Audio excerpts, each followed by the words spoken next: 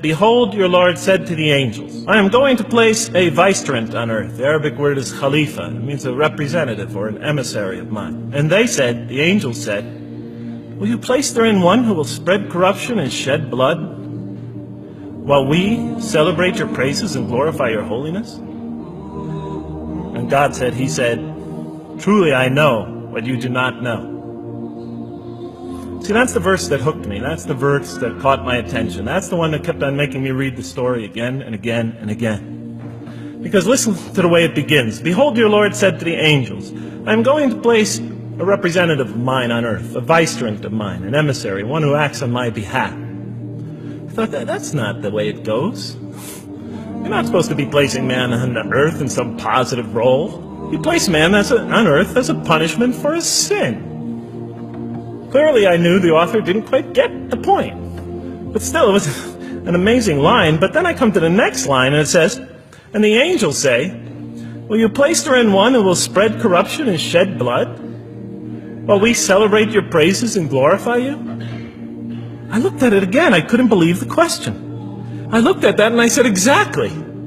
That would be my question. Why would you create this being, supposedly for some positive role, when he's capable of doing tremendous wrongdoing? When he could spread corruption and shed much blood? Why would you create this violent and pernicious creature when you could create angels? As the angels clearly say, well, we, the angels, celebrate your praises and glorify you. They were asking one of the most fundamental questions in the entire history of religion. Why create you, man, this utterly fallible creature, this creature who could rebel against God's will, who could do such tremendous wrongdoing, who could wreak havoc like no other creature on earth, when you can make them angels? That whole question, everything that I ever thought, everything that I ever experienced, everything that I ever knew was in that question. It was as if the author took my life and wanted to pick out exactly the right question to humiliate me, to provoke me, to anger me.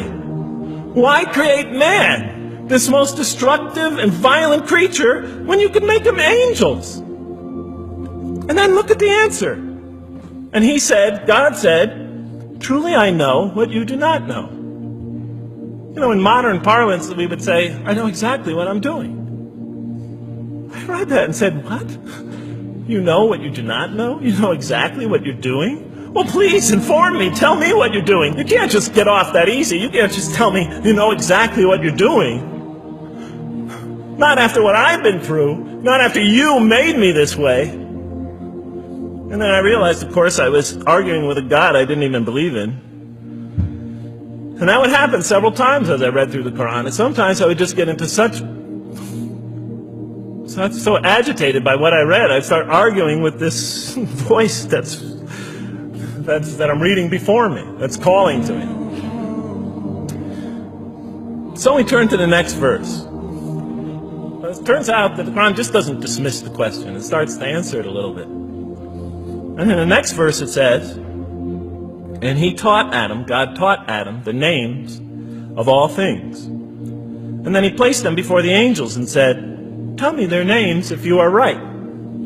So this verse is clearly referring to the previous one. But notice what it says. And he taught Adam the names of all things. So here we see Adam is not only just a creature who knows how to name things, who's acquiring the gift of language, but he's also a learning creature. God is teaching him. Now right here, right in this verse, and it'll come even clearer in the subsequent verses, that the very first thing that the Quran is going to emphasize here is man's intellect. He is a learning creature. He is taught. And what is he taught? What is one of the great intellectual gifts he's given in response to the angel's question? The gift of language.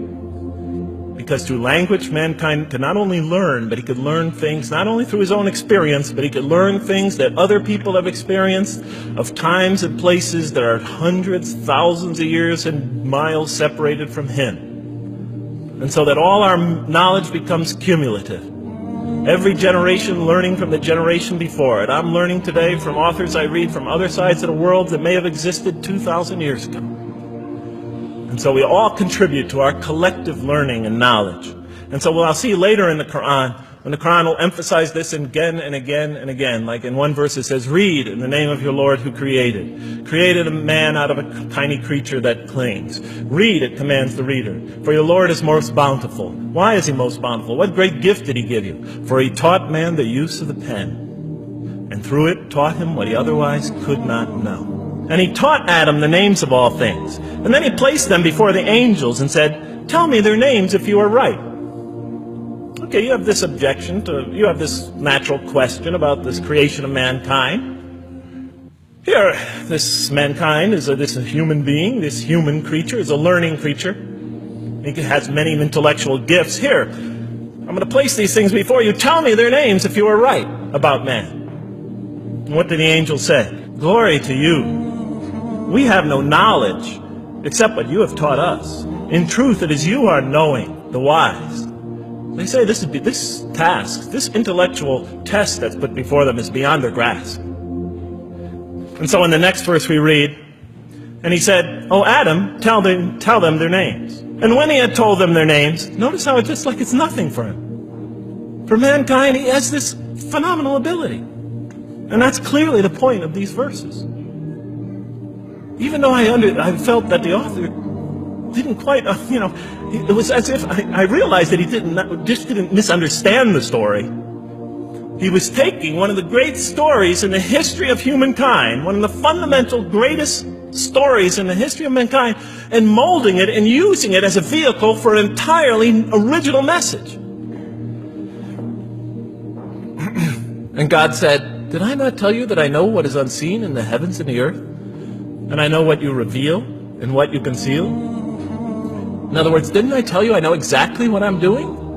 I looked at that. What question what did they reveal and what did they conceal? Why are you all looking at me like that? You're starting to scare me.